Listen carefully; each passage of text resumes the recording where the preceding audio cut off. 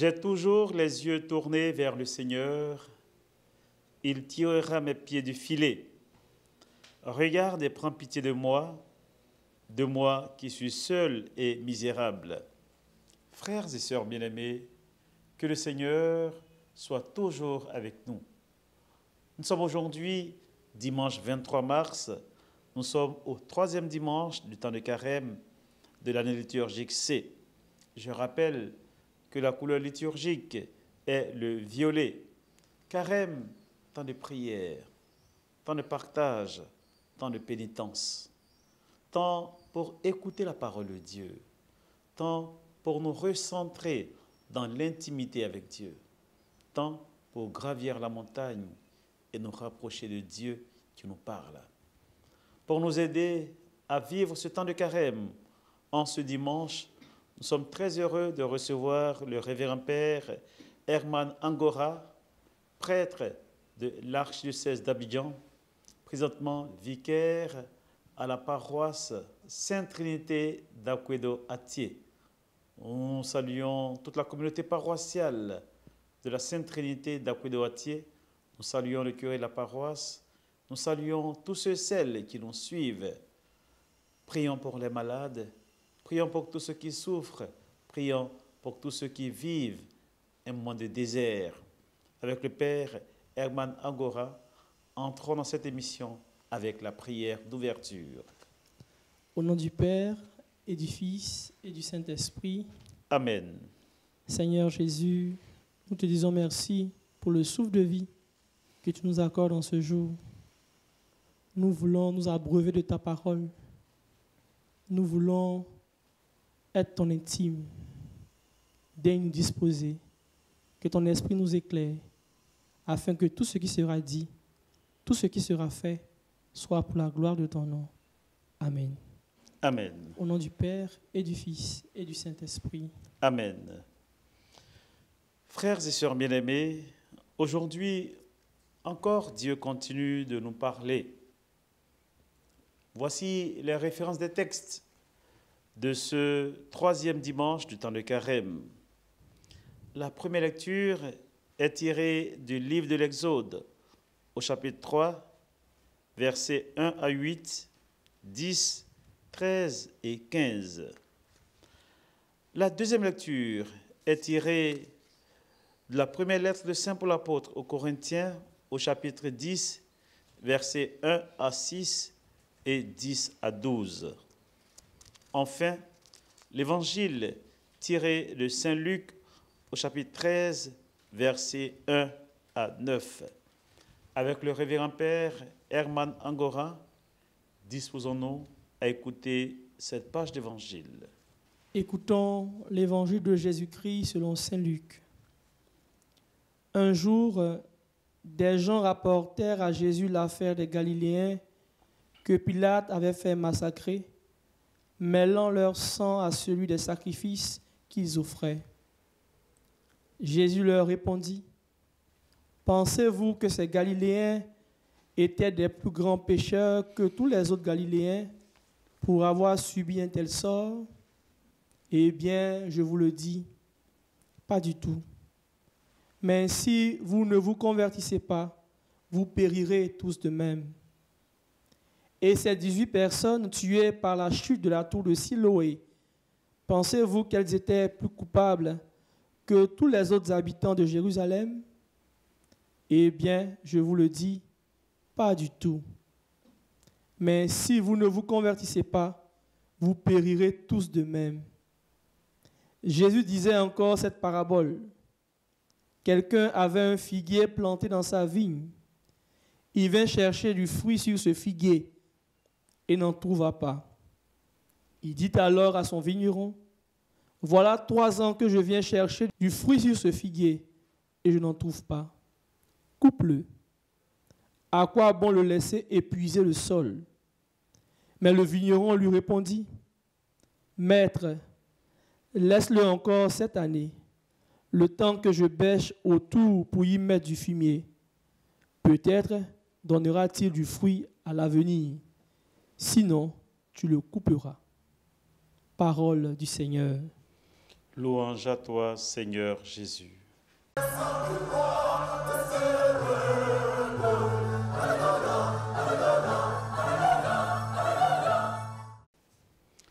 Frères et sœurs bien-aimés, nous venons d'écouter cette page d'évangile qui nous a été lue par le Père Herman Angora, vicaire à la paroisse Sainte-Trinité d'Aquedo-Atier dans l'archidiocèse d'Abidjan.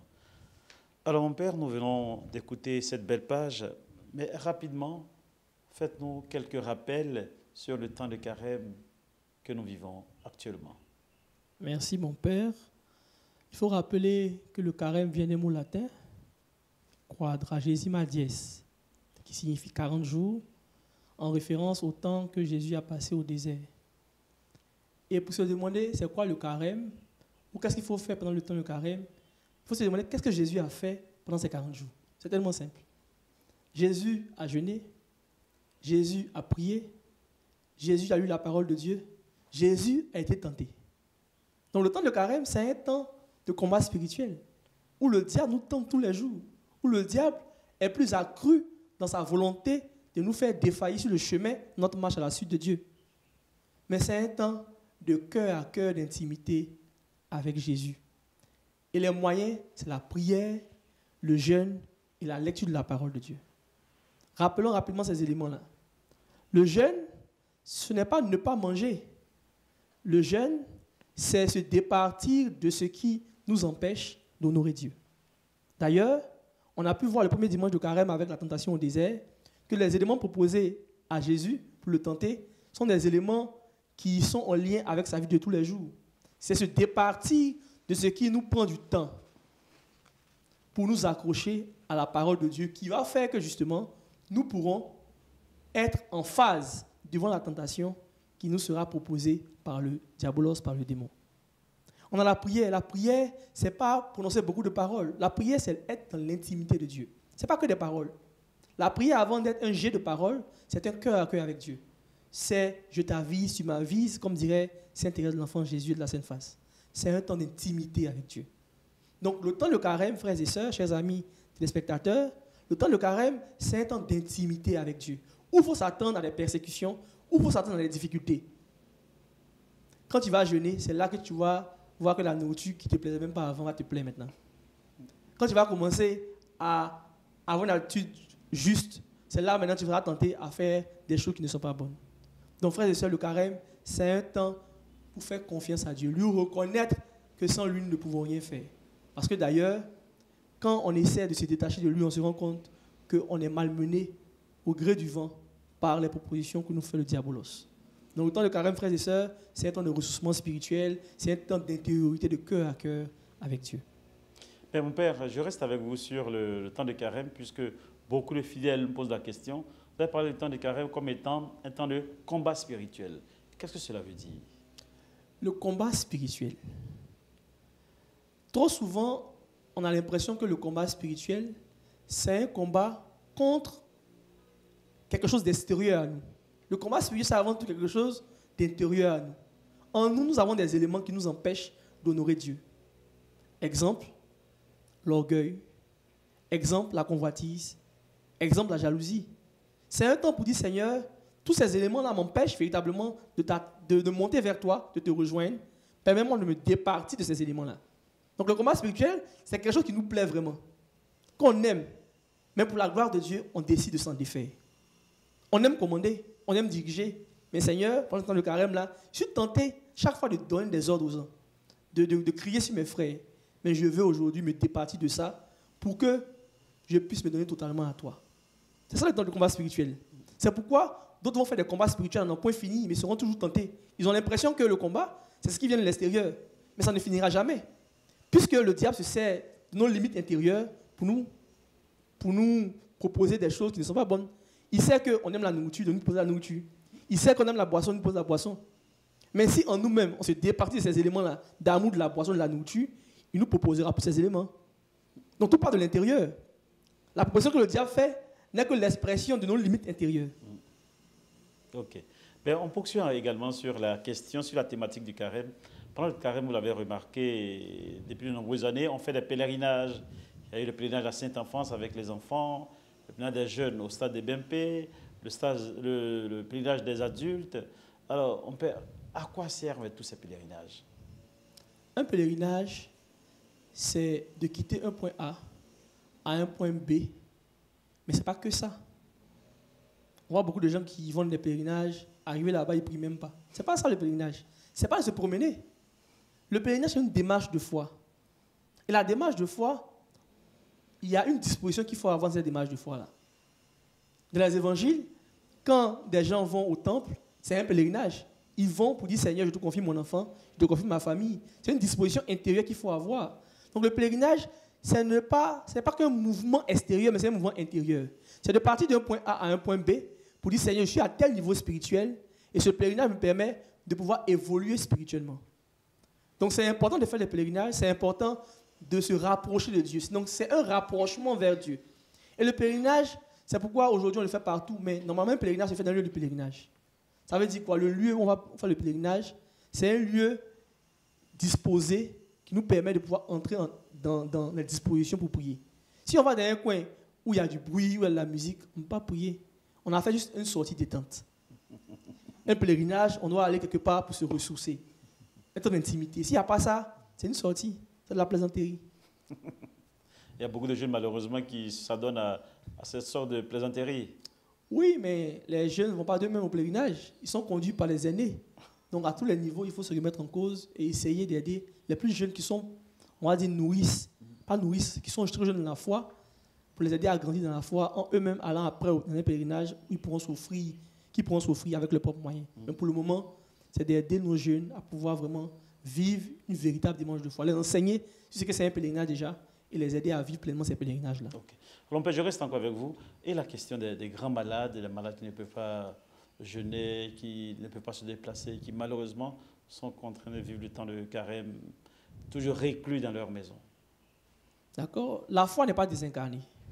La foi n'est pas désincarnée. C'est vrai que le pèlerinage, c'est un cœur avec Dieu. C'est vrai que le temps de carême, c'est un temps de ressourcement de Dieu. C'est un temps de cœur avec Dieu. Mais Dieu connaît nos limites, Dieu connaît nos faiblesses. Si tu es malade physiquement, ce n'est pas forcément en te privant de nourriture que tu vas rejoindre Dieu. Il y a d'autres moyens. Le jeûne n'est qu'un moyen. Ce n'est pas le seul moyen. Donc celui qui est malade, celui qui est âgé, qui doit prendre des médicaments, qu'il mange. Mais il y a un élément sur lequel il doit se départir qui va l'aider à rejoindre Dieu. Tu peux être malade, mais tu as de mauvaises pensées. Tu peux être âgé, mais tu nourris de la haine pour tes enfants, tes petits-enfants. Départis-toi de ces éléments qui n'honorent pas Dieu et ton temps de carême aura réussi. Merci. Nous sommes avec le révérend Père Herman Angora. Je rappelle que nous sommes aujourd'hui dimanche 23 mars 2025. Nous sommes au 3e dimanche du temps de carême. Le carême, c'est 5 dimanches. C'est 40 jours de prière, de jeûne, de partage, de pénitence. Jésus nous entraîne dans le combat spirituel. Faisons de notre mieux pour vivre ce temps dans l'intimité avec le Seigneur. Nous arrivons à présent à l'exploitation des textes de ce 3e dimanche du temps de carême.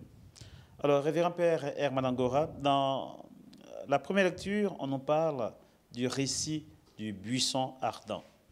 Père Herman, comment comprendre ce récit et quels sont les enseignements concrets de cette page?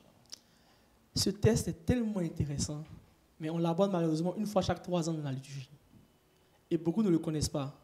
Il est même souvent un peu plus difficile à interpréter. C'est le texte fondamental du peuple d'Israël. Pourquoi? Je nous ramène au temps de Joseph.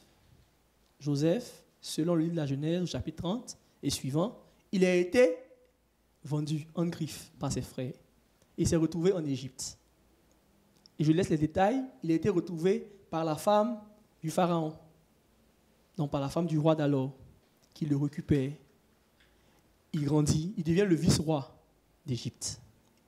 Et il se trouve que sa famille, qui se trouve à Canaan, vit une famine énorme. Et il décide de se rendre en Égypte. Donc il s'installe en Égypte.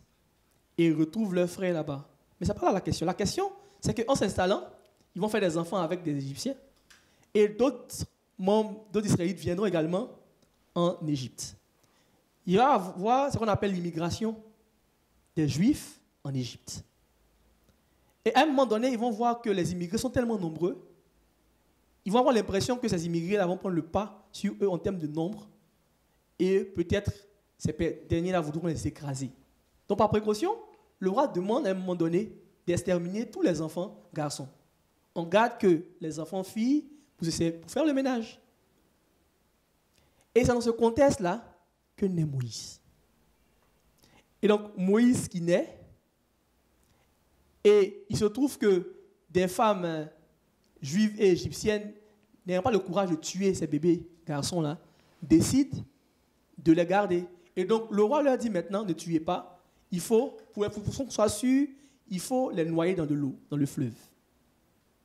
Et donc, la mère de Moïse et la sage-femme qui s'occupe de l'enfant trouvent une astuce pour le mettre sur la rive, en espérant que la fille du pharaon ou du roi puisse voir l'enfant. C'était déjà prémédité.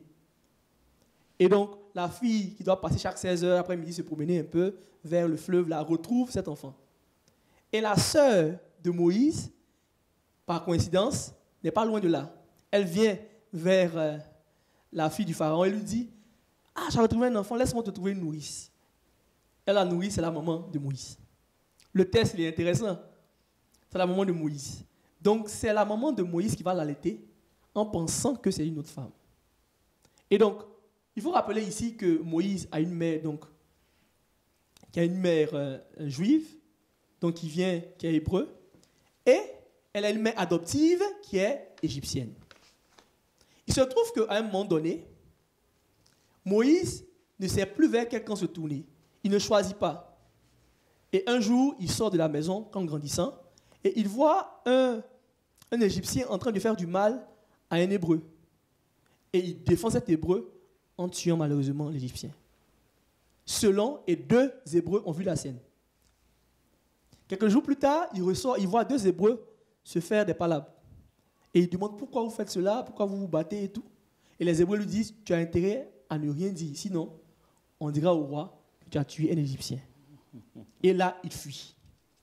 Il faut comprendre le texte biblique. Là, lorsque tu n'as plus rien, c'est là que tu enclines davantage à reconnaître Dieu.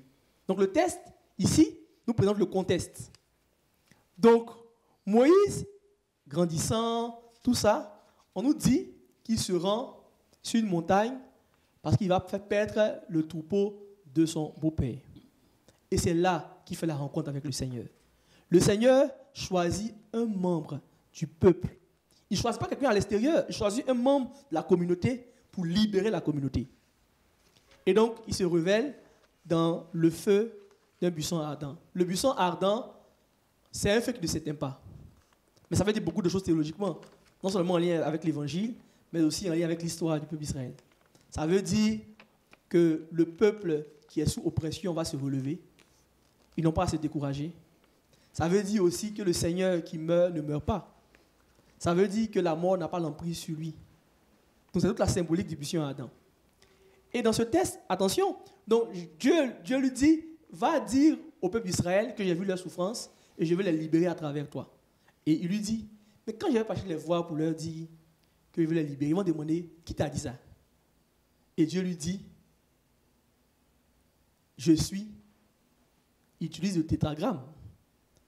4 consonnes imprononçables, Y-H-W-Y. Les Hébreux vont parler d'Adonai, Seigneur, qui peut se traduire, je suis ce que je suis, ou je suis celui qui est, ou encore, je suis qui je serai. Je suis celui qui est, je suis, ça veut dire je suis Dieu éternel présent de tout temps, je ne change pas, je suis là, je vois vos difficultés. Je suis ce que je serai signifie que pour me connaître, il faut cheminer avec moi, il faut être fidèle avec moi.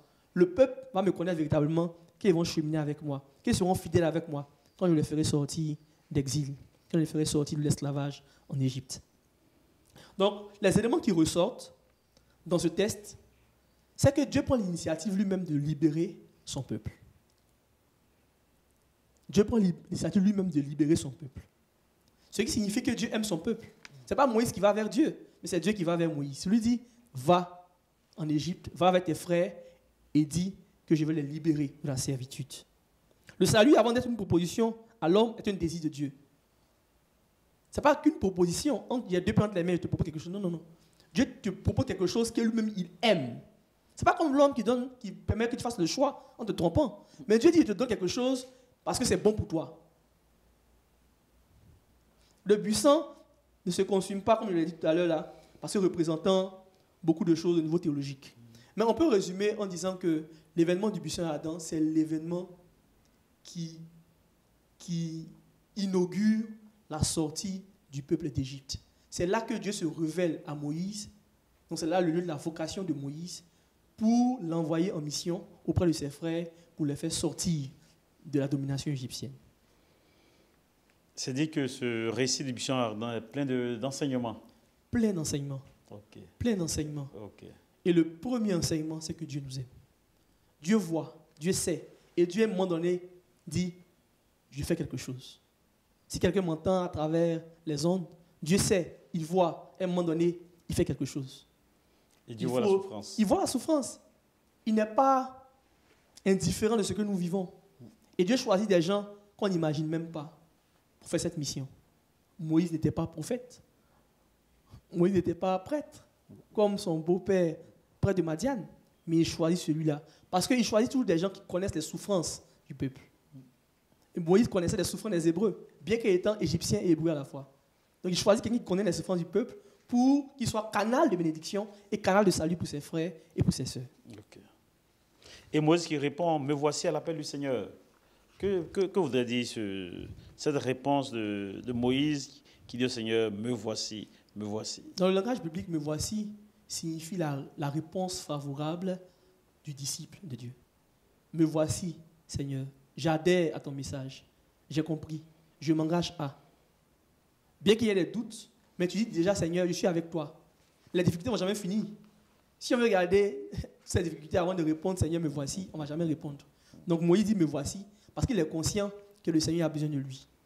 Si on poursuit cette première lecture, le Seigneur qui dit à Moïse, n'approche pas d'ici, retire les sandales de tes pieds. Pour servir le Seigneur, faut-il retirer les sandales? Attention, on n'est pas fait une lecture littérale de la parole de Dieu. Attention, une lecture fondamentaliste. En le disant, il fait réaliser à Moïse l'importance de la mission à laquelle il assigne. Non seulement dans la compréhension des Juifs, aller sur la montagne, c'est aller dans un lieu qui est saint. Et donc en disant, enlève tes chaussures, il est en train de dire à Moïse, ce que je vais te dire maintenant là, c'est moi qui te le dis. Ce n'est pas une parole en l'air que tu entends. Je te fais réaliser que ce que je te dis maintenant, c'est moi qui te le dis. Et le lieu où tu es, c'est moi qui ai permis que tu sois là. Donc, le fait d'enlever ses chaussures, de se dessaisir de ce qu'il porte, lui fait prendre conscience que la mission qu'il s'apprête à accomplir vient de Dieu. Et c'est Dieu qui a tout favorisé pour qu'il soit là à ce moment précis-là, pour qu'il parte en mission. Ok. Merci. Je rappelle que nous sommes aujourd'hui dimanche 23 mars.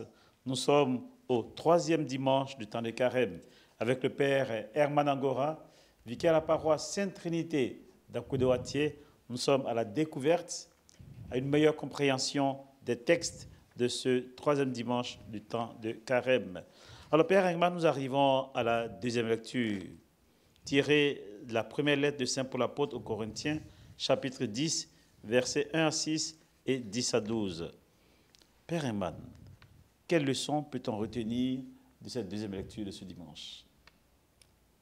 Regardez le texte isolé peut nous faire perdre de vue le sens du message.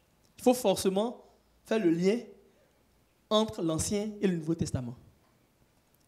Saint Paul, en parlant, fait allusion à la sortie du peuple d'Israël d'Égypte.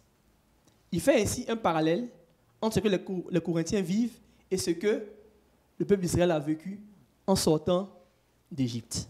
Et il dit, en substance, dans la première lettre au Saint Paul aux Corinthiens, au chapitre 10 que nous lisons, que le peuple d'Égypte a douté, a récriminé devant les difficultés. Pourtant, ils ont mangé et bu à la nourriture et l'eau spirituelle que Dieu leur a donnée.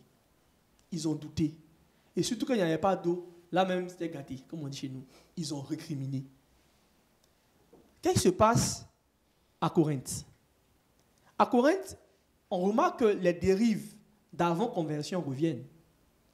Là, dans les différentes sections de la première lettre, ça se voit. Péché sexuel, offrir des sacrifices aux idoles. Ils ont commencé à revenir dans l'inconduite, à commencer à manger de la viande offerte aux idoles, à commencer à repartir, s'incliner devant les idoles. Donc en le disant, il a dit, attention, ne faites pas comme vos pères dans la foi, qui devant les difficultés sont retombés dans leur travers. C'est vrai, c'est difficile actuellement, c'est compliqué, mais Dieu est avec vous. Dieu vous soutient. Il ne vous abandonnera jamais. Il ne vous abandonnera jamais. Donc, persévérez dans la foi. Persévérez dans la foi. Et à la fin, il dit une phrase qui est très importante. Attention à ne pas compter sur vos propres forces. Quand c'est compliqué, on a l'impression que chacun peut compter sur ses forces. Non, il faut compter sur Jésus. Et il y a un élément qui prédomine à cette époque-là. C'est la question de la nourriture. C'est pourquoi il fait le parallèle en parlant de nourriture. À cette époque-là, on mangeait de la viande sacrifiée. Il leur a dit que le Seigneur Jésus s'est offert en nourriture et en boisson éternelle. Qui s'attache à lui n'aura plus faim et plus soif. Le disant, il parle de l'amour. Le signe de la conversion, on va le voir avec l'évangile, comme lié, le signe de la conversion, c'est l'amour. Il faut manger l'amour. Il faut aimer ses frères et ses sœurs. Il leur dit, attention à ne pas chercher vos intérêts personnels dans la communauté, mais il faut aimer vos frères et vos sœurs. Voici ce que laisse entrevoir en substance la deuxième lecture, extrait de la première lettre de Saint Paul l'apôtre aux Corinthiens. Temps de carême, temps pour aimer en acte et en vérité son frère, sa sœur. Mon Père, maintenant nous arrivons à la deuxième partie de notre émission, du moins à la deuxième partie de cet enseignement, l'évangile de Jésus-Christ tiré de Saint Luc chapitre 13, versets 1 à 9. On y voit la patience de Dieu. Et en dehors de la patience, je pense bien que vous avez d'autres éléments à relever. Père Herman. Le premier élément qui est apparent, c'est la conversion. La conversion, elle n'est pas à remettre à demain. La conversion, c'est aujourd'hui. Se convertir, c'est maintenant. Et l'Évangile donne deux réalités qui sont très explicites. Il parle de deux morts. Une mort qui est liée à la responsabilité humaine, donc avec Pilate, qui a favorisé la mort de Galiléen. Donc on lui retrace cet épisode-là, mais lui-même, il parle également de la tour de Siloé qui tombe et 18 personnes qui vont mourir. Il leur dit, en général, normalement, il devrait parler de l'innocence des victimes, mais non. Il ne parle pas de l'innocence des victimes. Il parle de la culpabilité des survivants. La mort ne va pas nous prévenir. Il faut se convertir maintenant. Que nous soyons morts par accident, que nous soyons morts de manière préméditée, le Seigneur ne dira pas, comme tu es mort par accident, tu seras sauvé de facto. Non, la conversion, c'est ici et maintenant, c'est aujourd'hui. La patience de Dieu, comment il faut la comprendre? La patience de Dieu, ce n'est pas une patience chronologique. Je te donne 2 ans, je te donne 3 ans. Tant que nous avons le souffle de vie, Dieu est patient avec nous. Tant que nous respirons, Dieu est patient avec nous. Dieu, sa patience est totale, sa justice également est totale. De même qu'il donne le souffle de vie pour te convertir tout le temps, de même sa justice à ta mort sera totale et pleine. Merci Père Herman. Je rappelle que pour ce dimanche, nous poursuivons notre méditation des textes de ce jour avec le Père Herman Angora, prêtre de l'archidiocèse d'Abidjan, vicaire à la paroisse Sainte-Trinité d'Akoué-de-Watier. Alors Père Herman, en définitive, quels sont les enseignements de ce 3e dimanche de carême? Je voudrais que ceux qui nous écoutent, ceux qui nous regardent, retiennent 3 choses. La première chose, c'est que Dieu nous aime. Dieu ne peut pas nous laisser souffrir sans qu'il ne réagisse. Comme le peuple d'Israël qui souffrait en Égypte et que le Seigneur a délivré, le Seigneur voudrait également nous libérer de nos fardeaux existentiels, de nos difficultés quotidiennes. Dieu nous aime vraiment. Mais pour que Dieu puisse nous sauver, il faut que nous puissions également croire en lui, l'accepter. D'où la question de la conversion, qui est le second point. La conversion, ce n'est pas faire des actions extraordinaires. C'est reconnaître que Dieu peut nous sauver, quelle que soit la difficulté dans laquelle nous nous trouvons. C'est reconnaître que Dieu est avec nous en toutes circonstances. Donc, c'est d'accepter de se laisser guider par lui. C'est accepter de se laisser guider par lui. Toutefois, en nous laissant guider par lui, Dieu nous donne l'occasion de nous remettre en cause, de nous corriger. Et il nous donne du temps pour le faire. Mais ne pensons pas que le temps nous l'avons éternellement. Nous ne sommes pas Dieu. Nous sommes humains dans un temps chronologique, dans un temps chronos.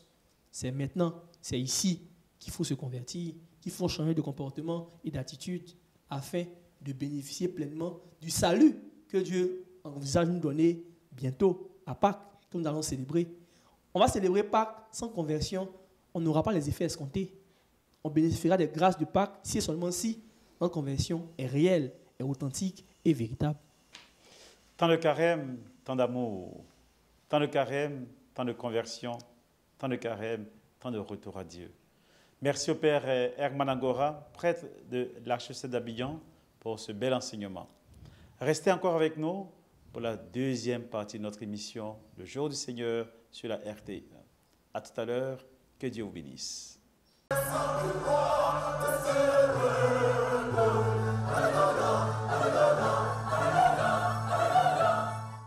Mes frères et mes sœurs, pour la deuxième partie de notre émission en ce dimanche, je vous propose d'aller à la découverte d'une œuvre du révérend Père Herman Angora, prêtre du diocèse d'Abidjan. Le Père Herman est titulaire d'un baccalauréat en théologie. À présent, il est vicaire à la paroisse Sainte-Trinité d'Akouedo-Atié. Père Herman, l'œuvre que vous présentez est intitulée « Un corps dépigmenté, le Créateur offusqué, réflexion théologique en contexte africain ». Pourquoi avoir décidé de faire une telle œuvre? Ça pourrait paraître difficile à comprendre pour un prêtre. Pourquoi un prêtre s'attarde sur ces questions-là d'ordre esthétique, pendant qu'il y a d'autres questions d'ordre théologique, d'ordre biblique, qui pourraient l'intéresser. En faisant cet ouvrage, je dis de prime abord que la théologie n'est pas une œuvre, une science désincarnée. Le prêtre, c'est le prêtre qui vit avec l'homme dans son temps. Et ce qu'il aborde, il doit l'aborder afin d'aider ceux qui partagent son quotidien. Aujourd'hui, la question de la dépigmentation de la peau constitue un mal énorme pour notre société, aussi bien pour les jeunes que pour les adultes. Et devant un tel constat, l'Église parle de la sacralité du corps. Et le prêtre, qui est un canal de l'Église, se doit d'interpeller ses frères et sœurs en humanité afin de leur faire prendre conscience du mal qui gangrène notre société et qui malheureusement touche du doigt nos contemporains. Est-ce que vous voulez stigmatiser certaines personnes, porter un jugement de valeur sur les individus, ou bien qu'est-ce que vous visez au fait? Cet ouvrage n'a pas l'intention de stigmatiser des personnes. Cet ouvrage entend simplement faire prendre conscience à nos sœurs, à nos frères, les risques que comportent les produits dépigmentants. Leur faire prendre conscience que notre corps ne nous appartient pas à nous seuls, mais aussi à Dieu qui nous a créés. Nous devons donc le respecter. Nous devons donc l'entretenir. Nous devons donc l'exalter. Entretenir son corps, l'exalter, en prendre soin, tel est le motif, le mobile de cette œuvre, Un corps dépigmenté, le Créateur offusqué. Réflexion théologique en contexte africain. Alors, mon Père, quels sont les différents axes de votre œuvre? Cet ouvrage s'articule autour de 4 axes. Le premier traite des raisons qui pourraient motiver nos frères ou nos sœurs à se dépigmenter. Le second axe met en lumière l'enseignement de l'Église sur la sacralité du corps de l'homme, ce que j'ai appelé l'éthique de la corporalité. Le troisième axe parle des conséquences liées à la pratique de la dépigmentation de la peau. Et le quatrième et dernier axe nous donne quelques suggestions, quelques éléments pour nous aider à lutter contre ce phénomène qui a pris de l'ampleur. Alors, commençons, mon Père, par le premier axe, la dépigmentation volontaire de la peau, essai de compréhension d'une pratique avilissante.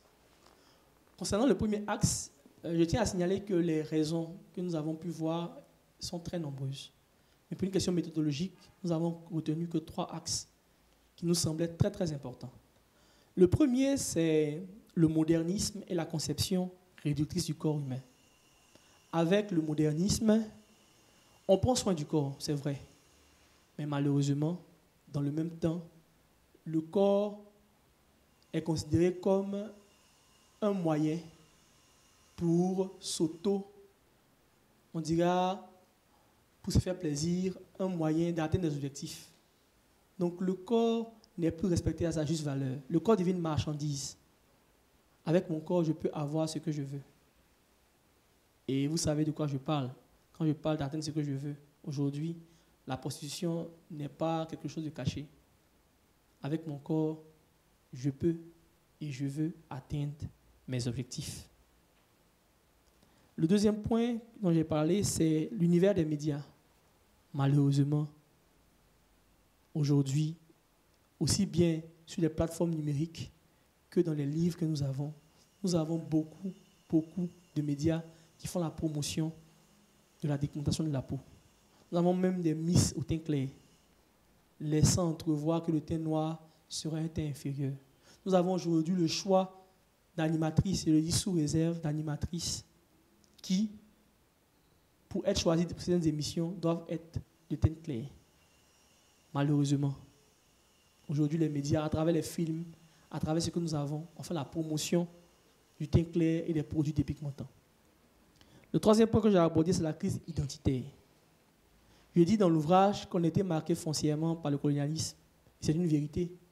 Si tout de suite un blanc passe, sans se rendre compte, on va commencer à se sentir gêné ou à lui accorder plus d'importance que nos frères qui passent. Parce qu'on est marqué parce que le colon, c'est le chef. Le colon, c'est lui qui est bon. Et le teint du colon, on l'aspire à cela sans s'en rendre compte forcément. C'est involontaire. On aspire à ressembler au colon. On aspire à ressembler au colon. Donc aujourd'hui, on a un problème de personnalité. De personnalité qui fait que malheureusement, il y a cette crise identitaire-là qui nous pousse à aller. On ne s'assume plus. Il y a des parents malheureusement qui engueulent leurs enfants, même en plaisantant, mais qui marquent les enfants. Tu es trop noir. Tu ne vois pas ta soeur qui est là-bas. On laisse ainsi dans la mémoire des enfants que le teint clair, c'est le teint qui est bon, qui est propre, et le teint noir, qui est le teint qui est sale. C'est le teint qui est sale, malheureusement. Lorsqu'on parle de dépigmentation, peut-être que d'autres personnes ne comprendraient pas. Est-ce que les Ivoiriens appellent le tchatcholi? C'est bien ça, le tchatcholi. Et ce n'est pas seulement qu'en Côte d'Ivoire. Au Sénégal, au Congo, ce sont les pays, la Côte d'Ivoire sont les pays les plus touchés par ce phénomène en Afrique subsaharienne. Et malheureusement, ça a pris de l'ampleur. Et on en rit par moments, mais on ne réalise pas les conséquences gravissimes que ceux qui s'adonnent à ces produits dépigmentants-là encourent. Alors, face à tout cela, quel est le regard et la réponse de l'Église face au phénomène de la dépigmentation volontaire? L'Église n'est pas muette. L'Église a toujours dénoncé ce qui ne va pas dans la société. Et ça n'a pas commencé aujourd'hui. Et ce que je vais dire, ce n'est pas lié nécessairement au tchatcholi, mais c'est lié à tout ce qui va à l'entrave du corps. L'Église a un discours sur le corps. Déjà, le premier point que je vais aborder, c'est que le corps est abordé dans les Écritures. La question du corps est abordée dans les Écritures. Dans la Genèse, il est dit que nous sommes créés à l'image et à la ressemblance de Dieu. Nous sommes créés à l'image. Souvent, on le lit, on l'entend, on ne le réalise pas. L'image, ça peut être un dessin, mais la ressemblance, on est fait comme Dieu. Et le Christ va nous le montrer. L'incarnation vient justifier ce verset dans l'Ancien Testament. Image peut-être, mais ressemblance, fait de chair comme le Christ. On ne s'en rend pas compte quand on le lit, mais l'incarnation vient justifier un élément du livre de la Genèse. Le deuxième élément que je vais aborder, voyez-vous, avant l'incarnation, on ne pouvait pas voir Dieu face à face avec Moïse. Mais avec l'incarnation, Dieu se montre à nous. Dieu est visible. Donc si on a l'impression que le corps de l'homme n'est qu'un objet, avec l'incarnation, on ne doit plus avoir cette impression-là. Le corps est le lieu par lequel Dieu passe pour se révéler et pour sauver le genre humain. J'ai parlé du corps comme sacrement. C'est quoi un sacrement? Les enfants cachés vont dire que le sacrement, c'est un signe visible pour l'atteindre une réalité invisible. C'est un signe visible pour l'atteindre une réalité invisible. Donc le corps a une dimension spirituelle. L'Église dit, l'Église enseigne que le corps dit Dieu. Si nous ne voyons pas Dieu, il faut savoir que Dieu se manifeste à travers l'homme, à travers nous. Nous sommes des alter Christus, des alter Deus, des autres Christ et des autres dieux. Donc le corps n'est pas à négliger. L'Église réaffirme l'importance du corps et sa sacralité. Mon père, dans le troisième axe, vous parlez des conséquences liées à la pratique de la dépigmentation volontaire de la peau. Les conséquences sont énormes. Quand je faisais mes recherches, j'ai toujours pensé que c'était seulement les acnés, les problèmes de peau qui étaient des risques de ce phénomène. Mais attention, les maladies liées à cela sont énormissimes. Diabète, cirrhose de foie, maladies cardiovasculaires. Même la peau? Oui. Oui, parce que dans ces produits, cela affaiblit notre système immunitaire. Je ne sais pas comment ça se passe, mais notre taux de sucre augmente à grands pas avec ces produits. Et les odeurs aussi, pas très commodes, qu'on peut avoir à travers ces produits dépigmentants. Ça, c'est au niveau physiologique. Mais dans l'ouvrage, je parle d'implications spirituelles. Et c'est ce qui fait que mon ouvrage, il est particulier, il est inédit, il est essentiel. Au niveau spirituel, attention, il y a un lien. Je donne un élément. Voyez-vous, quand les apôtres sont persécutés par Paul, quand Jésus se manifeste à Paul, on va parler de la Christophanie, qu'est-ce qu'il dit à Paul ou à Saul à ce moment-là? Il dit, pourquoi me persécutes-tu? Il y a un lien direct entre les apôtres et le Christ. Il y a un lien direct entre le baptisé et le Christ. Il y a un lien direct entre les enfants de Dieu et Dieu le Père. Quand le corps est attaqué, c'est Dieu qui est attaqué. Quand le corps est touché, c'est Dieu qui est touché. Donc quand on est baptisé, on ne s'appartient plus. On devient des alter Christus. Donc c'est l'Esprit de Dieu qui nous guide. Nous sommes avec Dieu et c'est Dieu qui nous implique notre manière d'agir. Donc dès qu'on se dépigmente, on offense Dieu, puisque notre corps ne nous appartient plus. C'est très important de le signifier. Notre corps ne nous appartient plus. L'autre élément que je pourrais signifier, c'est que Dieu nous a créé d'autres grands, d'autres gros. Pourquoi tu ne dis pas, je vais devenir court, puis tu vas devenir clair? Dieu, c'est la diversité qui fait la beauté de la création. S'il n'y a pas de diversité, il n'y a pas de beauté de la création. Il y a des enfants, il y a des jeunes, il y a des adultes, il y a des gros, il y a des minces, il y a des noirs, il y a des clairs. Vouloir être comme l'autre, tu es en train de vouloir aller à l'encontre de la volonté de Dieu. Tu es co-créateur, tu n'es pas créateur. En voulant changer la teinte de ta peau, tu te mets dans une peau de créateur. Ainsi, tu offusques Dieu de son pouvoir de création. Tu vas à l'encontre de sa volonté. Donc, frères et sœurs, chers amis qui nous suivez, se dépigmenter la peau a un relent spirituel. D'aucuns me demandent sur les paroisses, mon père, c'est un péché. C'est quoi le péché? Le péché, c'est désobéir à Dieu. Est-ce que quand je vais à l'encontre de la volonté de Dieu, de me voir noir, en me faisant clair, je respecte Dieu? Non. De facto, c'est un péché.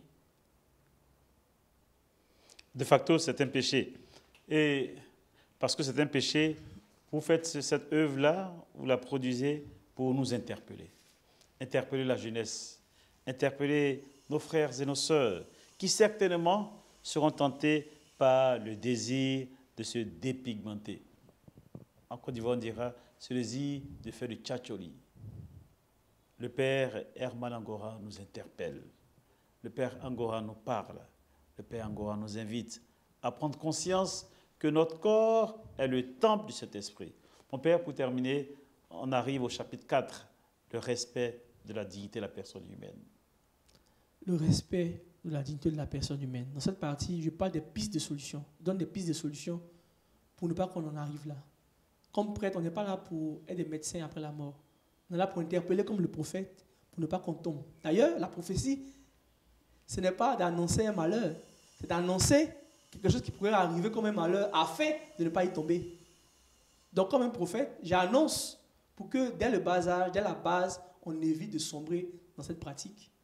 Je parle de la famille. Le premier lieu d'éducation de l'enfant, c'est la famille. Pourquoi on se dépigmente? L'une des raisons de la dépigmentation, souvent, c'est de se faire remarquer, c'est de se faire voir. On pense qu'on n'est pas assez beau ou assez visible. On veut se faire remarquer. On veut trouver une place dans la société. On veut s'affirmer. Il faut apprendre aux enfants dès le bas âge les valeurs de sobriété, des valeurs d'humilité et de discrétion. Je disais pour ici une paroisse, ce n'est pas mauvais de mettre un parfum assez cher sur un enfant. Sauvage de Dieu, on va le publicité.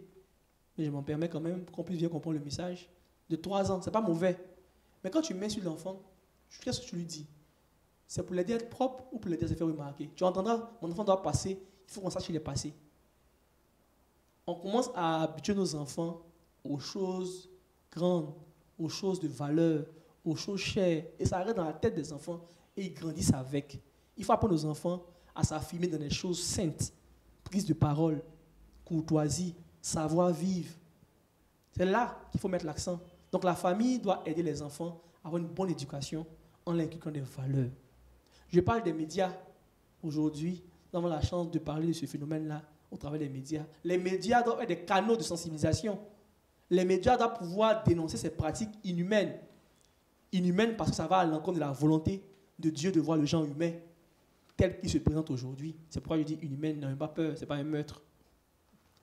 Il faut que les médias promeuvent le teint noir. Vous êtes très beau, mon père, avec un beau teint noir. Et beaucoup d'Ivoiriens ont ce teint noir, ce teint ébène qu'il faut promouvoir. Chaque fois, on se plaint que les Africains n'ont pas l'estime qu'ils devraient avoir. Nous-mêmes, nous dénaturons notre teint, laissant croire aux autres qu'ils ont raison, en pensant que le teint clair ou le teint blanc est supérieur au nôtre. Non, il faut que les médias favorisent cela. Le dernier point dont je parle, c'est la jeunesse. Les personnes qui sont touchées en majorité sont les personnes qui ont entre 16 et 45 ans. 45 ans pour les jeunes. Il y a des jeunes de 45 ans. Mais aujourd'hui, même à 50 ans, même, il y a des femmes qui se dépigmentent. Malheureusement. La jeunesse, malheureusement, n'a plus de repères, n'a plus de référents. Les référents je m'excuse, des jeunes aujourd'hui sont des personnes qui ont l'argent, sont des personnes qui s'habillent bien, qui sentent bon. Tu demandes à un enfant aujourd'hui, tu veux devenir quoi demain? Il va te dire, je veux devenir quelqu'un qui a beaucoup d'argent. C'est l'argent. Mais il n'a plus cette estime pour le prêtre, pour le médecin, l'avocat, des gens pour qui on était petit, on avait vraiment l'estime, on voulait devenir comme eux. S'il peut avoir l'argent, puisqu'on reste à la maison, pourquoi aller me fatiguer pour aller faire ça? Il faut aider notre jeunesse à comprendre le sens de la vie. Il faut former la jeunesse à une personnalité. Souvent, on parle d'émergence en parlant de développement. Mais l'émergence, ce n'est pas d'abord les bâtiments. L'émergence, c'est les valeurs. Il faut faire émerger les valeurs par les jeunes et avec les jeunes. Il faut permettre aux jeunes de comprendre que la vie ne se résume pas au bien matériel. Si on leur permet d'avoir des valeurs, à comprendre qu'ils ne doivent pas accepter toute proposition, de la franc-maçonnerie, de la Rose-Croix, toutes ces sociétés-là qui leur proposent des dérives, on va voir qu'on aura des jeunes avec une foi forte, avec des valeurs sûres, qui ne vont pas sombrer devant des propositions indécentes comme celle de la démontation de la peau. Voici quelques éléments, mes grands-pères. Alors, mon père, aujourd'hui, les jeunes vous regardent, les médias sont là. Est-ce que vous pouvez adresser un message aux jeunes en particulier? Vous avez dit des jeunes entre 17 et 45 ans qui s'adonnent au tchatchouli. Je voudrais dire 3 choses aux jeunes. Si Dieu t'a créé tel que tu es, c'est parce qu'il t'aime. Deuxième chose, malgré les difficultés de la vie, ne te laisse pas abattre. Persévère, crois en Dieu. Travaille, bats-toi. Comme on l'a vu dans les évangiles, Dieu ne l'abandonne jamais, ses enfants. C'est vrai que le pays est dur, la vie est dure, mais Dieu t'aime tel que tu es. Et ce n'est pas en te dépigmentant que ça va changer les choses. Au contraire, tes dépenses vont augmenter. Au contraire, tu te dénatures. Ça ne va rien arranger. Aime-toi tel que tu es. Dieu t'aime tel que tu es. Sois un modèle pour ta famille. Sois un modèle pour ta communauté ecclésiale. Sois un modèle devant Dieu. Ainsi, si tu respectes Dieu par ton corps, tu recevras les grâces nécessaires en ce temps de carême. Temps de carême, c'est un temps d'intimité avec Dieu. C'est un temps pour se rapprocher de Dieu. En dénaturant, tu t'éloignes de Dieu. Or, en respectant ton corps, tu te rapproches davantage de Dieu. Ainsi, tu vis pleinement ton temps de carême qui n'a pas d'autre finalité que d'être plus proche de Dieu. Donc on peut faire un lien entre le temps de carême et le retour à notre identité propre. Forcément, le temps de carême, d'une manière générale, c'est un temps pour revoir notre relation avec Dieu, en vue d'être plus proche de lui et de bénéficier de ses grâces à Pâques. La démolition de la peau, c'est se dénaturer, c'est s'éloigner de ce que Dieu a créé dès le départ. Donc, quand je ne me dénature pas, quand je ne me demande plus ou pas, je reste intact dans ma relation, dans ce que Dieu a voulu pour moi. Ainsi, mon carême est en train de réussir. Ainsi, Dieu te bénit parce que tu es resté fidèle dans ta relation corporelle et esthétique avec lui. Puisque la finalité, c'est la fidélité. Être fidèle de manière esthétique et corporelle, c'est respecter Dieu. Ainsi, ton carême réussit et réussira. Un corps dépigmenté, le Créateur offusqué, réflexion théologique en contexte africain, l'œuvre du père Angora Herman, prêtre de l'archidiocèse d'Abidjan et vicaire à la paroisse Sainte-Trinité d'Akwedo-Atié. Alors, mon père, cette œuvre, où est-ce qu'on peut la voir et à quel coût? Cette œuvre est disponible sur la paroisse Sainte-Trinité d'Akwedo-Atié déjà. Elle est disponible à la librairie Carrefour, dans toutes les librairies Carrefour. Elle est disponible également chez les sœurs Pauline. Vous pouvez la voir au prix de 3 000 francs. Ok. Est-ce qu'il y a d'autres œuvres qui sont en cours? Oui, il y a un ouvrage qui est terminé, qu'on a intitulé Vocabulaire catholique, pour nous rappeler un peu ce que nous disons tous les jours, donner le sens, nous donner des explications assez simples sur ce que nous prononçons tous les jours. Si je dis par exemple que signifie Alléluia, vous allez chercher. Pourtant, toujours vous dites Alléluia. Ça va vous aider vraiment à pouvoir connaître votre église davantage. Okay. Chers frères et sœurs, nous avons été très heureux de présenter cette émission, le jour du Seigneur, la deuxième partie. Nous étions avec le père Herman Angora, qui nous a proposé l'œuvre Un corps dépigmenté, le Créateur offusqué, réflexion théologique en contexte africain. Père Herman, votre dernier mot? C'est merci. Merci au Père Jésus. Merci à l'équipe de production. Merci à toutes les personnes qui nous ont suivis. Que le Seigneur vous bénisse tous et qu'il vous garde dans sa paix. Amen. Que le Seigneur vous bénisse tous et qu'il vous garde dans sa paix. Bon dimanche, bon temps de carême et que le Seigneur soit toujours avec nous. À très bientôt.